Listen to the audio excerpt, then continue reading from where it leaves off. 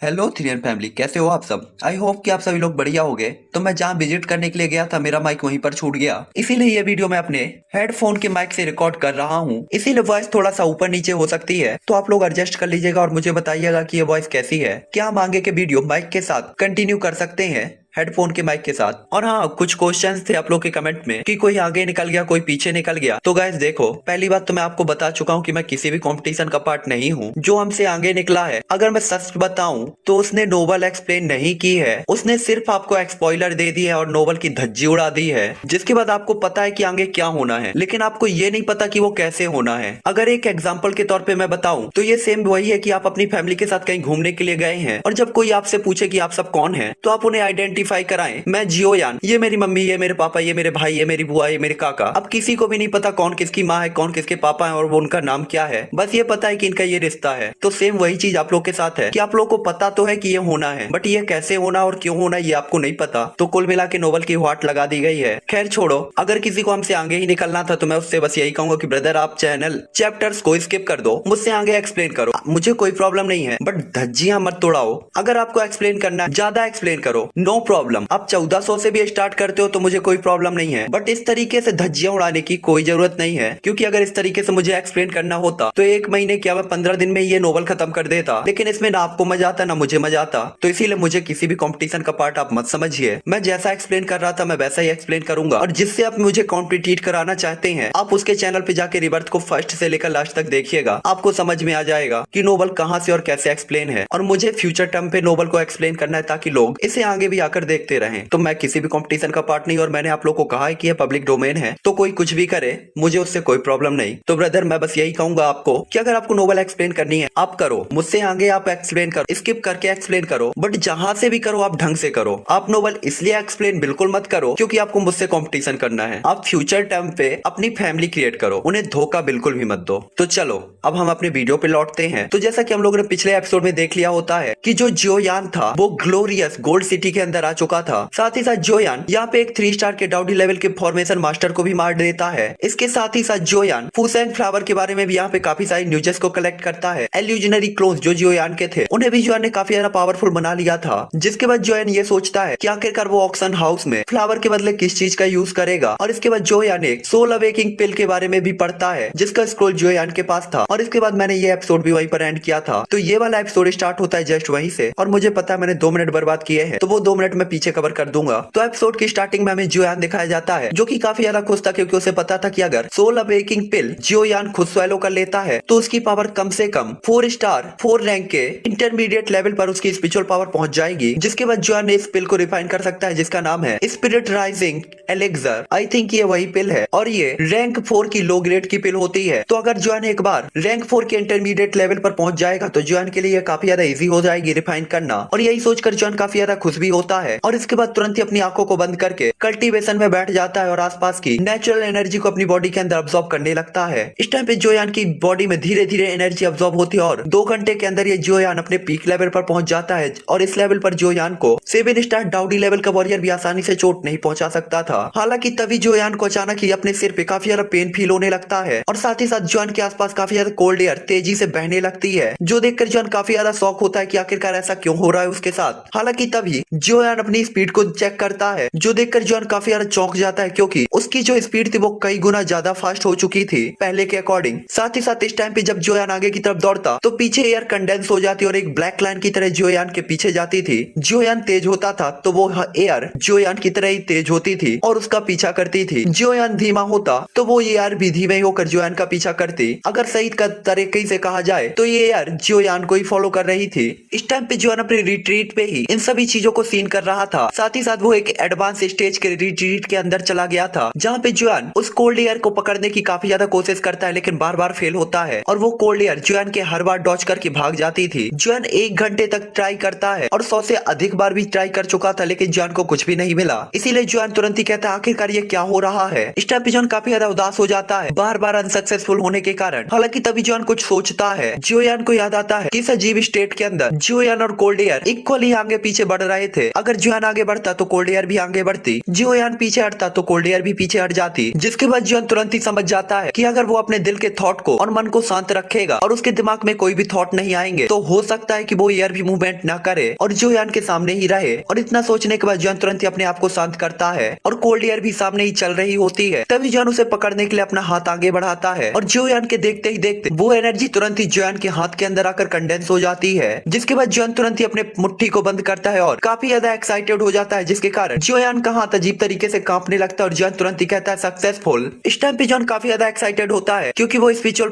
वो पावर जो कि अजीब सी एनर्जी थी जुआन के हाथ के अंदर आ चुकी थी। हालांकि उससे जुआन का हाथ थोड़ा सा फूला हुआ दिखाई दे रहा था, लेकिन इससे जुआन को पेन बिल्कुल भी नहीं होता, बल्कि जुआन एक्साइटेड होता है। इस टाइम पे जुआन ये सोच रहा होता है कि अगर वो इस चीज को रिफाइन कर लेगा तो उसकी ड्यूक पावर बढ़ जाएगी। जिसके बाद जुआन तुरंत ही अपनी आंख को बंद करके अपनी एक इल्यूजनरी फिगर को उस एनर्जी के पास भेजता है। उस बॉल के पास पहुंचने के बाद जुआन को समझ में नहीं आता कि आखिरकार उसे क्या करना चाहिए, इसीलिए उसे थोड़ी सी घबराहट होती है, जिसके कारण वो जो बॉल होती है अचानक से फ्लक्चुएट होने लगती है और उससे कोल्ड एयर रिलीज होने लगती है। ये देखकर जुआन तुरंत ही 2 कदम तक पीछे चला जाता है और अपने आप को कंट्रोल करता है। और इसके बाद जुआन को कुछ समझ में आता है, ये बॉल अभी भी वैसी ही थी जैसे कि उसे जुआन ने पकड़ा था और ये बॉल जुआन के इमोशन के बाद रिएक्शन करती थी। इसीलिए जुआन तुरंत ही स्माइल करते हुए उस हर एक थॉट को अपनी बॉडी से अलग कर देता है जो कि उसे डिस्टर्ब कर सकता था और इसके बाद पूरी तरीके से शांत हो जाता है। और इसके बाद अपने सामने की बॉल को देखता है तो वो बॉल भी बिल्कुल शांत हो चुकी होती है। जिसके बाद जुआन के हाथ से अचानक ही उसकी बोन चिलिंग फ्लेम निकलती है जो कि तुरंत ही उसके सामने वाली गेंद को पूरी तरीके से कवर कर लेती है और रिफाइनमेंट स्टार्ट हो जाता है। हालांकि इस अननोन एनर्जी के बारे में जिसके बारे में जुआन को कुछ भी नहीं पता था, जुआन भी आसानी से स्वैलो करने की हिम्मत नहीं करता और इसीलिए उसे रिफाइन करने की कोशिश कर रहा होता है। ये रिफाइनमेंट लगभग 1 घंटे तक चलता है। जिसके बाद जुआन के सामने की वो बॉल पूरी तरीके से गायब हो चुकी होती है। ये देखकर जुआन को कुछ भी समझ में नहीं आता, साथ ही साथ उसे अपनी स्पिरिचुअल पावर से भी कुछ भी समझ में नहीं आया था। हालांकि तभी जुआन को ऐसा फील होता कि जैसे वहाँ के आसपास की इनविजिबल एयर को उसकी बॉडी में कुछ खींच रहा हो और वो इनविजिबल एयर या एनर्जी जुआन के चैनलों से होते हुए सीधा ही जुआन के वॉर्टेक्स में चली जाती है। ये देखकर जुआन कहता है ये क्या है और काफी ज्यादा घबरा जाता है क्योंकि वहाँ पे जुआन का पूरा ही कल्टीवेशन का फाउंडेशन था और अगर एक बार ये वर्टेक्स डिस्ट्रॉय हो गया तो जुआन के कल्टीवेशन को भी काफी ज्यादा इफेक्टिव कर सकता था। हालांकि जुआन ने चाहे कितनी भी ज्यादा स्पिरिचुअल एनर्जी का यूज क्यों ना किया हो, जुआन को वहाँ पे कुछ भी पता नहीं चलता।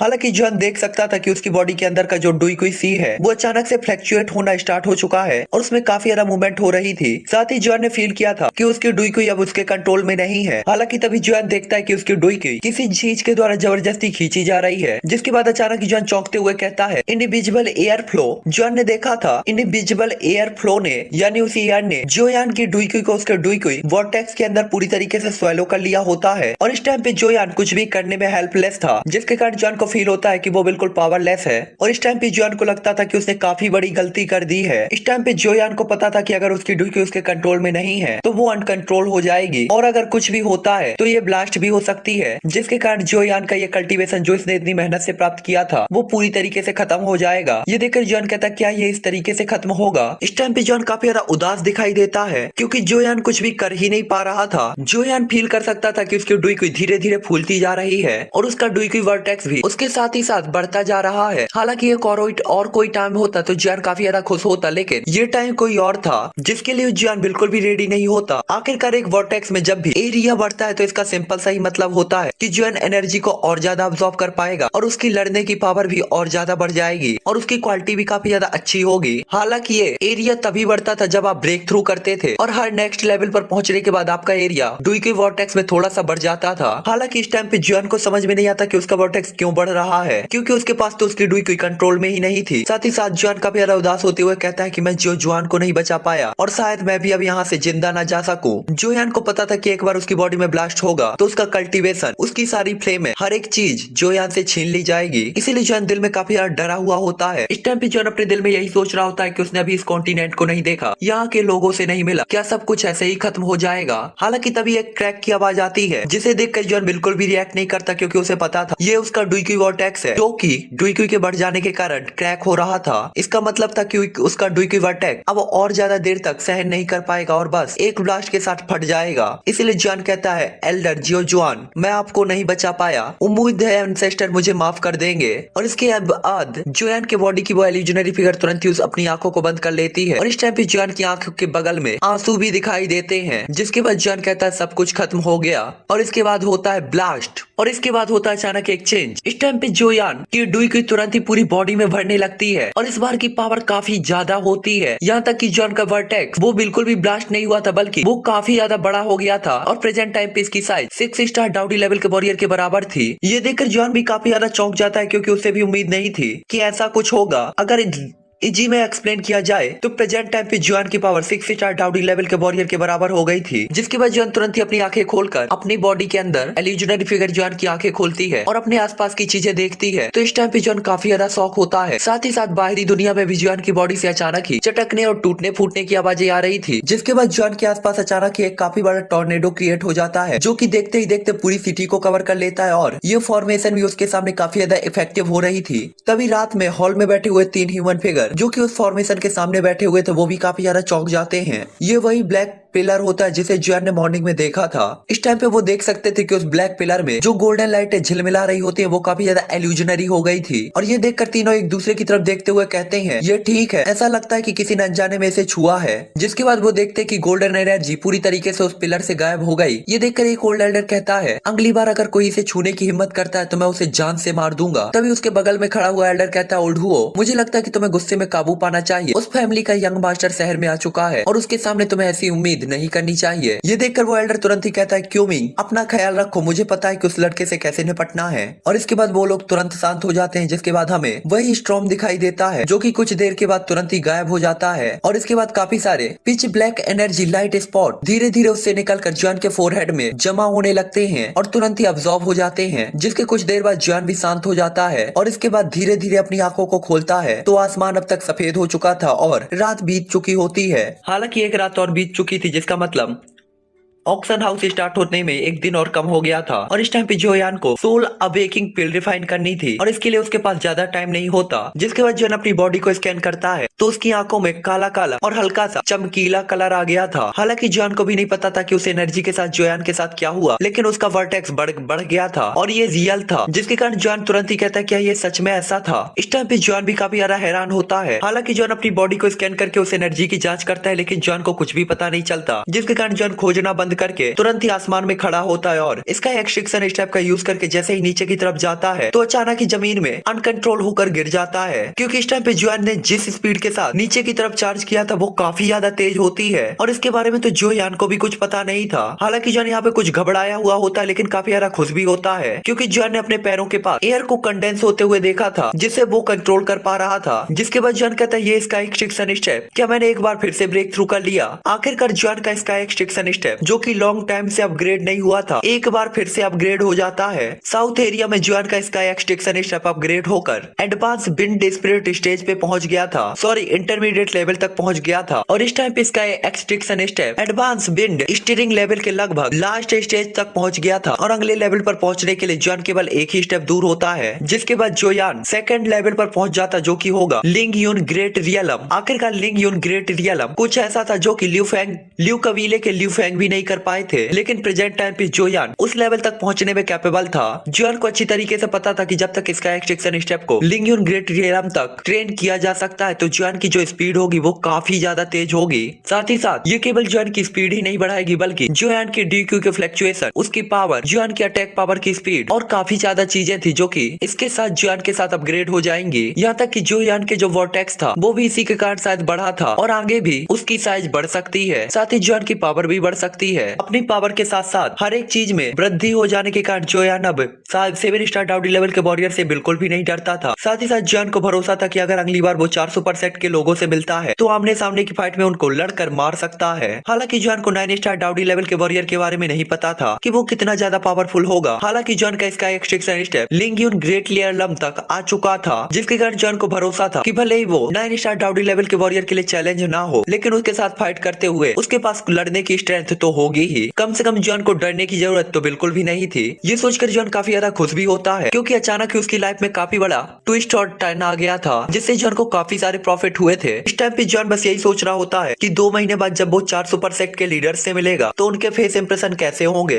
हालांकि जोयान जल्दी ही खुद को कंट्रोल भी करता है, क्योंकि उसे प्रेजेंट टाइम पे सोल अवेकिंग पिल रिफाइन करनी थी। जिसके बाद जोयान अपने पीछे के पवेलियन को देखता है और पूरी जांच करने के बाद जोयान को पता चलता है कि इसके अंदर 5 स्टोरीज है, मतलब 5 मंजिला इमारत है ये, और ये पूरा का पूरा जोयान का था। उसके अंदर एंटर होने के बाद जॉन तुरंत ही अपने कमरे के दरवाजे को बंद कर देता है और नॉर्दर्न किंग को बुला लेता है। साथ ही जॉन अपने कमरे के आसपास तुरंत ही स्पिरिचुअल पावर को घेर लेता है। जोयान को पता था टियर 4 की पिल को रिफाइन करना काफी ज्यादा कठिन है, साथ ही साथ ये फॉर्मेशन मास्टर्स की जगह है, अगर यहाँ पे कोई पिल रिफाइन करता है तो पूरे ही शहर में खलबली मच जाएगी। इसीलिए जॉन ने नॉर्दर्न किंग को बुला रखा था हर प्रॉब्लम के लिए। सारी तैयारी कर लेने के बाद जॉन तुरंत अपने स्टोरेज रिंग से अपना कुलड्रोन बाहर निकाल लेता है। इस टाइम पे जॉन ने लूथियन डिवाइन कुलड्रोन को निकाला था, क्योंकि उसे पता था कि उसे जो पिल रिफाइन करनी है वो टियर 4 की पिल है, और इस कुलड्रोन की हेल्प से इसे रिफाइन करना थोड़ा सा इजी हो जाएगा। अपने कमरे के अंदर जॉन तुरंत ही पालथी मारकर बैठ जाता है और अपने कुलड्रोन को देखने लगता है, जिसके बाद जॉन तुरंत ही अपने हाथ में व्हाइट कलर की फ्लेम को अपेयर करके तुरंत ही अपने कुलड्रोन पे डाल देता है। हालांकि इतना करने के बाद जॉन के हाथ में तुरंत ही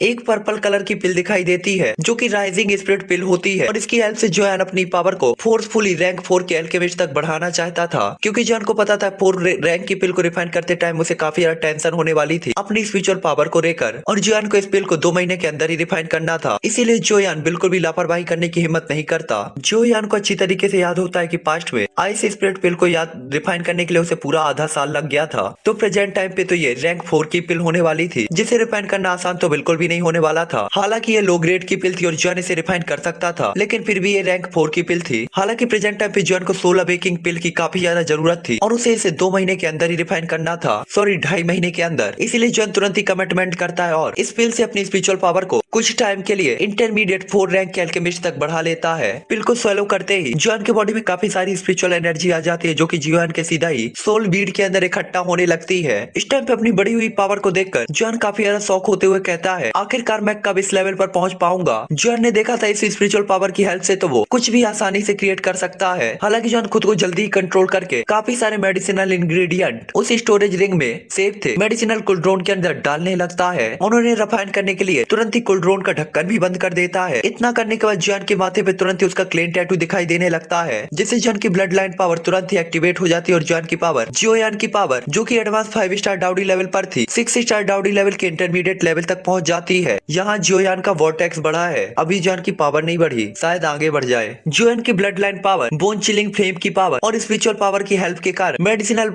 इंग्रेडिएंट काफी जल्दी रिफाइन होना स्टार्ट हो जाते हैं। इन सभी मेडिसिनल इंग्रेडिएंट को रिफाइन करने के लिए जोयान को आधे महीने का टाइम लगता है। हालांकि इन्हें रिफाइन करते टाइम जॉन ने कुछ गलतियां भी की थी, जिससे काफी सारे मेडिसिनल इंग्रेडिएंट जलकर राख में बदल गए थे। हालांकि इस टाइम पे जहाँ जॉन अपनी पिल रिफाइनिंग में लगा हुआ था, वहीं ग्लोरियस गोल्ड सिटी के अंदर काफी सारे डाउडी लेवल के वॉरियर और पावरफुल लोग आ चुके थे, जिनकी क्वांटिटी 20 से ज्यादा थी। हालांकि टाइम भी काफी ज्यादा तेजी से बीत जाता है और 2 महीने बीत जाते हैं, और ऑक्शन हाउस को स्टार्ट होने में अब केवल 1 हफ्ता ही बचा हुआ था, और यहाँ पे काफी सारे लोग पहले ही पहुंच चुके थे। और इन पावरफुल लोगों में से कुछ वो भी थे जिन्हें जोयान जानता था सैंड रिवर सिटी में मिले हुए एल्केमिस्ट अलायंस के वाइस प्रेसिडेंट हान डोंग। हालांकि उस समय हमें जोयान का सीन दिखाया जाता है, जहाँ पे जोयान के कमरे में काफी प्यारी मेडिसिनल पिल की स्मेल फैल रही होती है, और जोयान अपने पिल को कंडेंस कर रहा होता है, जो कि लास्ट स्टेप होने वाला था। हालांकि अब तक जोयान ने राइजिंग स्पिरिट पिल को निकलने के बाद जो स्पिरिचुअल पावर हासिल की थी, वो भी धीरे धीरे समाप्त होने वाली थी। साथ ही डुइकुई के ज्यादा इस्तेमाल किए जाने के कारण जोयान काफी ज्यादा थक भी गया होता है। हालांकि जोयान फिर भी रुकने का इरादा बिल्कुल भी नहीं दिखाता, इसीलिए जोयान तुरंत ही लास्ट स्टेप को स्टार्ट करता है, जो कि होता है स्पिरिट एसेंशन। और ये एक खास टेक्निक थी जो कि टीचर याओलाओ ने जोयान को सिखाई थी। साथ ही साथ पिल टावर द्वारा ऑर्गेनाइज ग्रैंड मीटिंग के दौरान जोयान ने अपने पिल की क्वालिटी को बढ़ाने के लिए इसी टेक्निक का यूज किया था, और इस टाइम पे जोयान सोल अवेकिंग पिल के इफेक्ट को काफी ज्यादा बढ़ाने के लिए इसी तरीके का इस्तेमाल करने का सोचता है। जोयान को पता था कि स्पिरिट असेंशन से सोल अवेकिंग पिल, जो कि लो ग्रेड 4 टियर की मेडिसिनल पिल होने वाली थी, इंटरमीडिएट लेवल तक पहुंच जाएगी। साथ ही साथ ये एक कंप्लीट पिल होगी जिसकी कीमत और भी ज्यादा होगी, और इसके बाद जॉन ऑक्शन हाउस में इसका यूज करके फुसेंग फ्लावर को अचीव कर सकता था।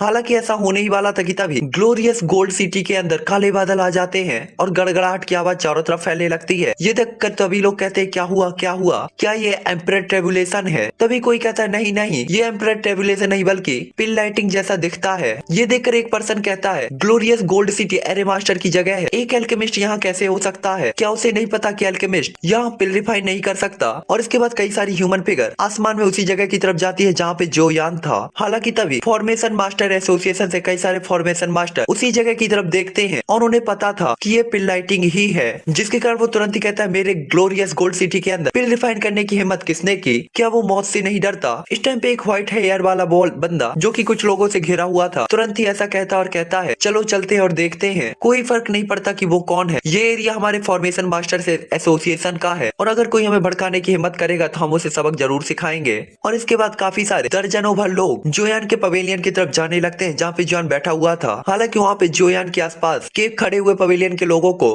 वहाँ से कोई भी मेडिसिनल पिल की स्मेल नहीं आती, लेकिन वो टेम्परेचर को काफी हाई पा सकते थे, जिसके कारण वो पहचान जाते हैं कि पिल को रिफाइन करने वाला एल्केमिस्ट इसी पवेलियन के अंदर होना चाहिए। हालांकि तभी बादल अचानक से गड़गड़ाना शुरू हो जाते हैं, जिसके बाद सभी लोग देखकर चौंकते हुए कहते हैं ये पिल लाइटिंग काफी ज्यादा खतरनाक है, जिसका मतलब कि वो कोई नॉर्मल पिल नहीं होनी चाहिए। मुझे लगता है कि वो बंदा जो पिल रिफाइन कर रहा है वो रैंक 3 की हाई ग्रेड की पिल या की रैंक 4 की पिल होनी चाहिए। रैंक 4 की पिल, इस पिल के लिए तो ओरिजिन ट्रांसफॉर्मेशन लेवल के एक्सपर्ट भी अट्रैक्ट हो सकते हैं। अब देखने के लिए अच्छा शो होगा, तुरंत ही लोग कहने लगते हैं। हालांकि इस टाइम पे जोयान की हालत काफी ज्यादा खराब हो गई थी, लेकिन जोयान को पता था कि इस पिल को पूरी तरीके से रिफाइन किए बिना वो हार बिल्कुल भी नहीं मान सकता है। इसीलिए जोयान फोर्सफुली अपने आप को बनाए रखता है, जबकि आउटर वर्ल्ड के अंदर फॉर्मेशन एसोसिएशन के लोग भी पहुंच गए होते हैं और आसपास की भीड़ तुरंत ही उनके लिए एक जगह बना देती है। जिसके बाद लोग कहते हैं चैंग जी हुई, मैंने नहीं सोचा था कि वो बंदा भी आएगा। आखिरकार वो बंदा ग्लोरियस गोल्ड सिटी के अंदर सबसे ज्यादा अथॉरिटी वाला पर्सन है। जिसके बाद लोग कहते हैं ऐसा लगता है कि न केवल ये बंदा पिल रिफाइन करने में अनसक्सेसफुल होगा, बल्कि इसे काफी बड़ी कीमत चुकानी होगी। उन्हें पता था कि इसमें भी उस मिस्टीरियस एल्केमिस्ट की गलती है कि उसने इसे यहाँ पे पिल रिफाइन करने की उम्मीद की, जो कि सीधा ही फॉर्मेशन एसोसिएशन का रूल का वायलेंस था, यानी कि रूलों का उल्लंघन। हालांकि इस टाइम पे जीवी जोयान के पवेलियन की तरफ ही देख रहे होते, लेकिन जोयान का पूरा ध्यान उसकी पिल रिफाइनमेंट पे था और यहाँ पे जोयान ने उस पिल की क्वालिटी को भी काफी हाईली इंक्रीज कर दिया था और साथ ही साथ पिल ट्रांसफॉर्मिंग रिंग भी उस पिल को पहना दी होती है, जिसके कारण जोयान तुरंत ही उसे प्राप्त कर लेता है। जिसकी बात बचती है पिल लाइटिंग, तो जोयान ने पिल लाइटिंग का मुद्दा नॉर्दर्न किंग के ऊपर छोड़ दिया होता है, क्योंकि उसे पता था नॉर्दर्न किंग के लिए काफी ज्यादा यूजफुल हो सकती थी। हालांकि आउटर वर्ल्ड के अंदर चैन जी हुई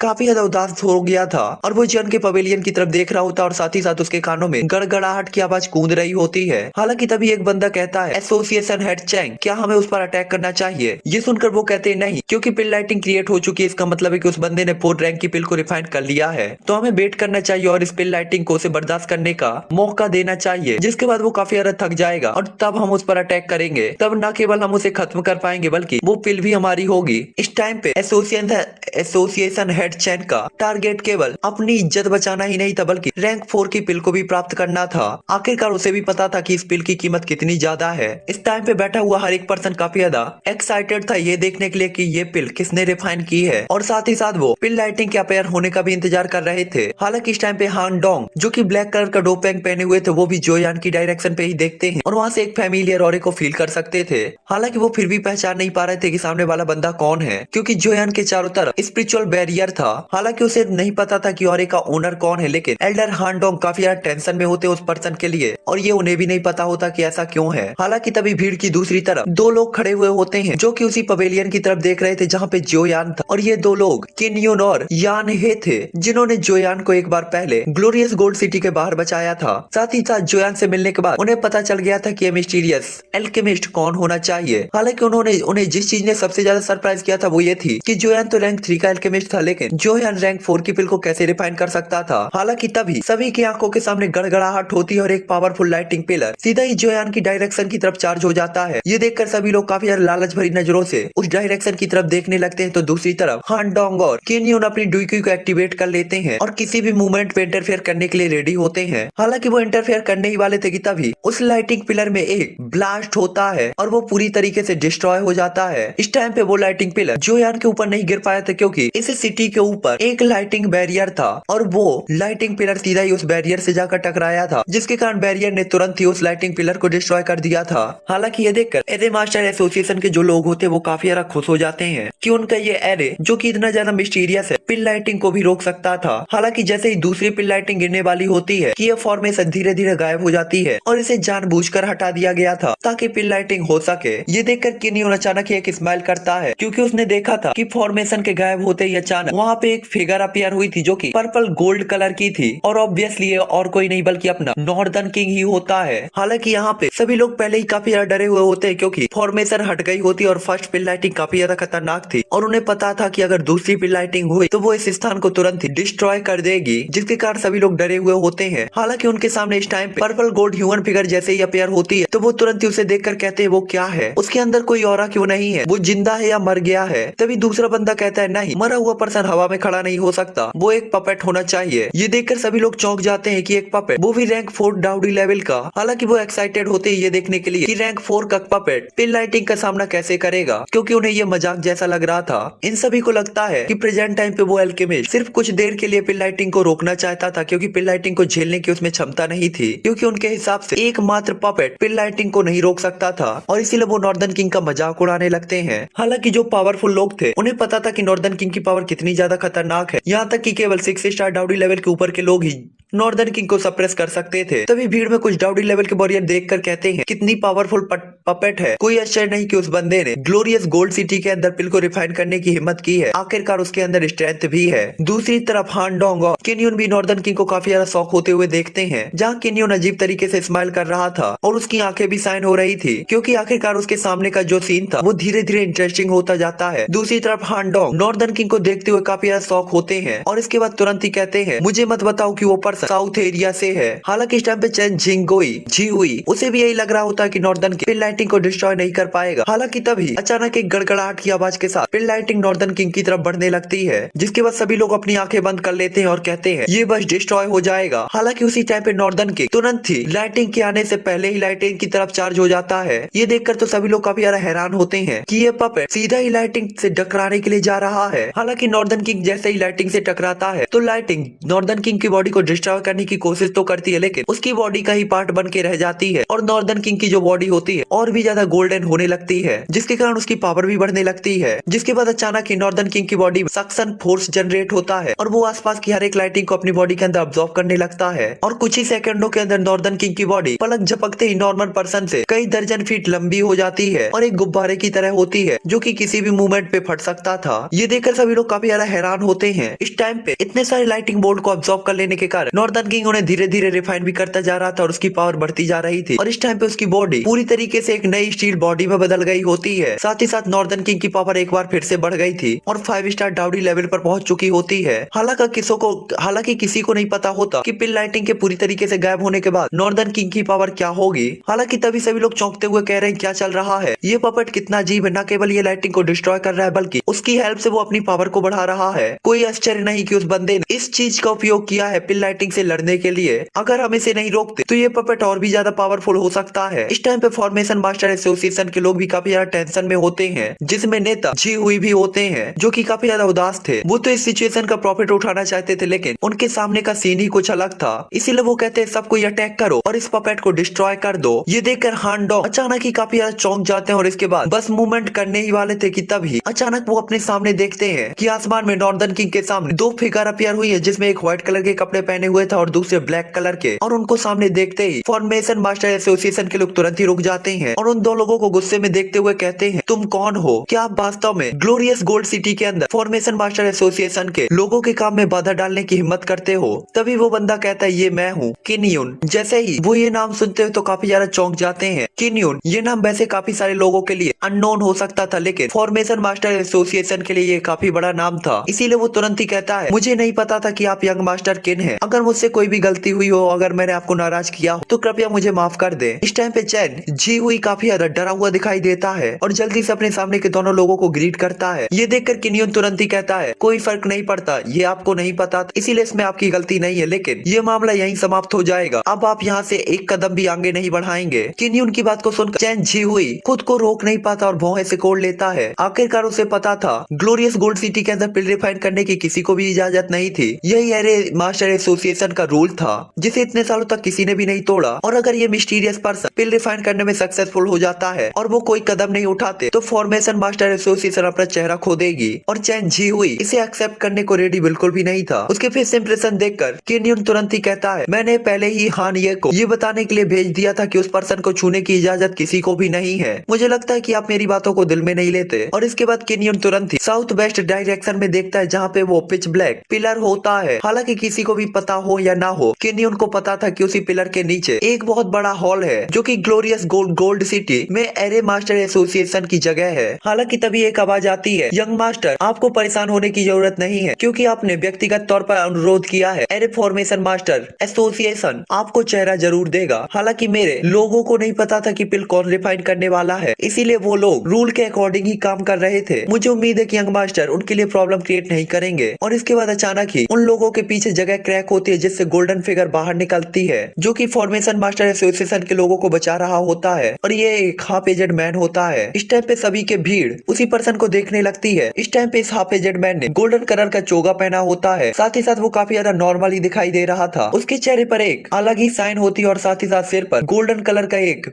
क्राउन भी होता है। और भले ही ये नॉर्मल क्यों न दिखाई देता हो, लेकिन ये रैंक 4 का फॉर्मेशन मास्टर था। इसके अलावा इसकी पावर 8 स्टार डाउडी लेवल पर भी थी और इस टाइम पे ये वेस्ट रीजन के 4 सुपर सेक्ट में से एक डिवाइनिंग रिफाइन सेक्ट के चेंजन से कम बिल्कुल भी नहीं था। उसकी बात को सुनकर किन्यून भी तुरंत ही कहता है, अगर मैं उनके लिए चीजें मुश्किल नहीं बनाऊं तो क्या आप चाहते हैं कि मैं आपके लिए चीजें मुश्किल बनाना चाहूँ, या मुझे आपके लिए चीजें मुश्किल बनानी चाहिए। जिसके बाद वो अपने सामने वाले पर्सन को देखता है जो की फॉर्मेशन मास्टर एसोसिएशन के डिप्टी चेयरमैन होते हैं। ये देखकर वो बंदा तुरंत ही हाथ जोड़ता है और किन्यून की तरफ देखते हुए कहता है, यंग मास्टर किन, मैं आपसे माफी चाहता हूँ। ये देखकर केनियन भी कुछ नहीं कहता क्योंकि वो इस मामले में ज्यादा देर तक उलझना नहीं चाहता था और ये वही रिजल्ट था जो वो देखना चाहता था। तभी डिप्टी चेयरमैन क्यूमिंग घूमते हैं और इसके बाद पीछे के alchemist association array master association के लोगों को एक ऑर्डर देते हैं जिसके कारण वो सभी लोग तुरंत ही पीछे हटने लगते हैं। जिसके बाद केवल उस जगह पर केनियन, क्यूमिंग और आसपास के कुछ लोग बचे रह जाते हैं। एरे मास्टर एसोसिएशन से रिलेटेड कोई भी बंदा वहाँ पे रुकने की हिम्मत नहीं करता। तभी क्यूमिंग कहता है, यंग मास्टर मेरे पास अभी भी कुछ काम है, मुझे उम्मीद है कि आप मुझे जाने की इजाजत दे सकते हैं। ये देखकर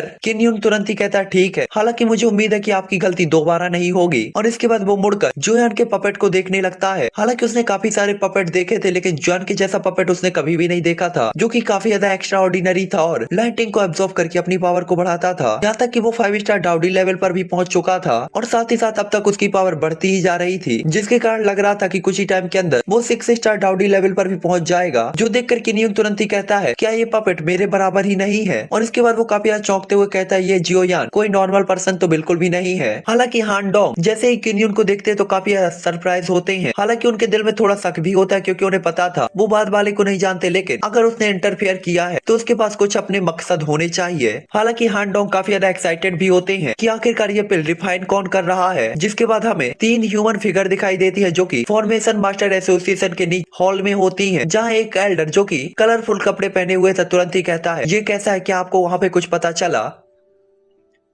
ये देखकर कीविंग तुरंत ही कहता है, मुझे कुछ नहीं पता चला। आखिरकार उस पर्सन की स्पिरिचुअल पावर काफी ज्यादा खतरनाक है, आपसे और मेरे से कमजोर तो उसकी स्पिरिचुअल पावर बिल्कुल भी नहीं है। मुझे केवल इतना ही पता है कि एक अजीब सी स्पिरिचुअल पावर ने मेरी पावर को रोक दिया था, जिसके कारण मैं अंदर कुछ भी देख नहीं पाया। ये सुनकर सामने वाला बंदा कहता है, क्या। इस टाइम पे वो काफी ज्यादा चौंक जाते हैं कि एक अल्केमिस्ट की स्पिरिचुअल पावर उन तीनों के बराबर है। ये कोई छोटी बात नहीं थी।